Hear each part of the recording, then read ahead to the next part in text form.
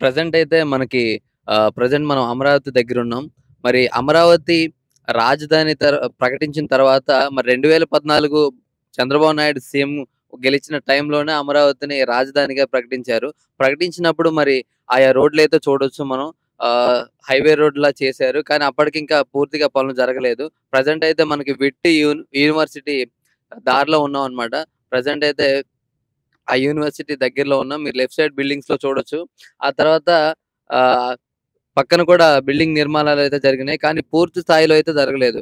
So, 2014 తర్వాత ఆయన CM అయిన తర్వాత పూర్తి స్థాయిలో అయితే అమరావతి అభివృద్ధి చేస్తానని జెప్పేసన్నారు. కానీ అమరావతి పనులు జరగలేదు.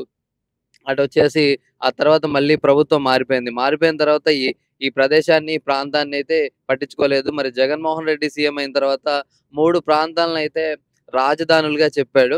చెప్పిన తర్వాత మళ్ళీ అవి కూడా ఎక్కడ కూడా పనులు జరగలేదు. మళ్ళీ చూసుకుంటే ఈలోపు చంద్రబాబు నాయుడు రాజకీయం వచ్చేసింది. తను సీఎంగా గెలిచిన తర్వాత అమరావతిని పూర్తి స్థాయిలో అభివృద్ధి చేసేసి నవ్యాంధ్రకి సరికొత్త రాజధానిగా అమరావతిని ప్రకటించాడు. మనం చూసుకోవచ్చు. ఈ ఈ 5 ఏళ్ల కాలంలో అయితే ఇక్కడైతే చాలా పనులు ఆగిపోయాయి. మళ్ళీ పునరుద్ధరణ జరుగుతున్నాయి. ఇప్పుడైతే మనం విటి యూనివర్సిటీ ప్రాంతంలో అయితే ఉన్నాము. సో, చూడొచ్చు మీరు లెఫ్ట్ సైడ్‌లో అన్నీ కూడా బిల్డింగ్సే. దాదాపు ఒక 10-20 ఎకరాల విస్తీర్ణంలో అయితే విటి యూనివర్సిటీ అయితే కట్టారు. సో, ఇక్కడ చూసుకుంటే మనకి భారీగా గూడా విదేశీ సంస్థలు గూడా వచ్చాయి. ఐటీ ఇండస్ట్రీస్ అయితే గాని, తర్వాత యూనివర్సిటీస్ అయితే గాని, ప్రతి ఒక్కటి కూడా ఆ రోజులలోనే 2014 నుంచి ఆ కాలంలోనే 2019 వరకు కొత్త కొత్త ఐటీ సంస్థలు గాని, విద్యా సంస్థలు గాని అమరావతికైతే వచ్చాయి. సో, ఆ రోజుల్లోనే మరి ఇక్కడ చూసుకుంటే ల్యాండ్ వాల్యూ కోట్లలోకెళ్ళింది. మళ్ళీ జగన్ ప్రభుత్వం వచ్చిన తర్వాత వీటినంతగా పట్టించుకున్న నాథుడు ఎవడు లేడు. మీరు లెఫ్ట్ సైడ్ గాని, రైట్ సైడ్ గాని రూట్ చూడొచ్చు. ప్రెజెంట్ బాబు సీఎం అయిన తర్వాత మరి రోడ్లన్నీ కూడా శుభ్రం చేసి చెత్త గాని, ముళ్ళ కంపలు గాని, డ్రైనేజ్‌లు గాని అన్నీ క్లీన్ చేపిచ్చేసి మరి కొద్ది రోజుల్లో ఇక్కడైతే పనులైతే ప్రారంభం కానున్నాయి. మనకైతే మరి నిన్న ప్రమాణ స్వీకారం జరిగిన తర్వాత ఇక్కడ రైతులందరూ కూడా రైతులు గాని, కార్యకర్తలు గాని, అభిమానులు గాని మన ఉండవల్లి దగ్గరున్న చంద్రబాబు నాయుడు గృహానికైతే విచ్చేసారు. అందరూ కూడా ఆయన్ని చూడాలి, ఆయన్ని కలవాలి. మా అమరావతి రైతులకైతే ఆయన చాలా జేశారు. మరి రైట్ సైడ్‌లో చూడొచ్చు మనకి ఐటీ సంస్థల నుంచి ఆ రోజుల్లోనే బిల్డింగ్స్ అనేవొచ్చాయి. సో, రాజధాని పనుల విషయంలో ఆగినప్పటికీ కూడా, ఆ బిల్డింగ్స్ నిర్మాణాలు కొద్దిగా 90% వరకు పూర్తయ్యాయి. కొన్ని బిల్డింగ్స్ అయితే పూర్తయ్యాయి. కానీ, ఎక్కడా కూడా మరి ఉద్యోగులు రావడం గాని, మనకి వర్క్ ప్రాసెస్ అయితే ఏం జరగలేదు.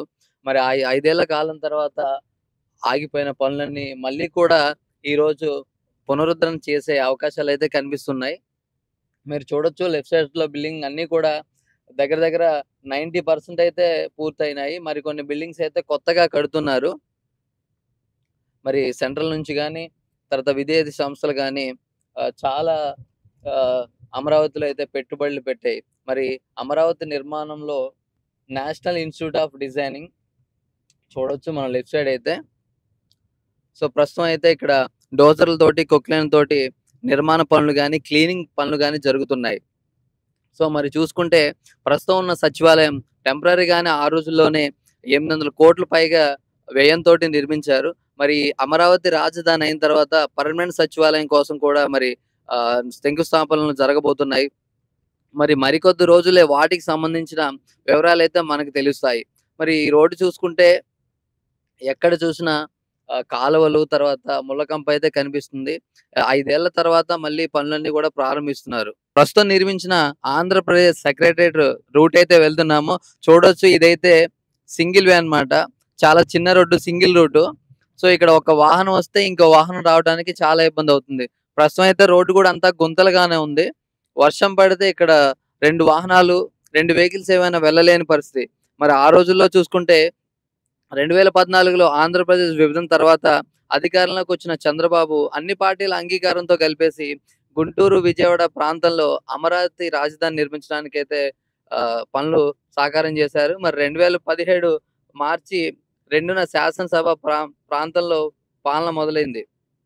తర్వాత చూసుకుంటే ప్రెజెంట్ మరి ప్రభుత్వం మారిన తర్వాత ఈ రాజధాని పనులైతే ఎక్కడికక్కడికి నిలిచిపోయాయి. చూసుకుంటే మీరైతే ఇక్కడ విజువల్స్‌లో చూడొచ్చు.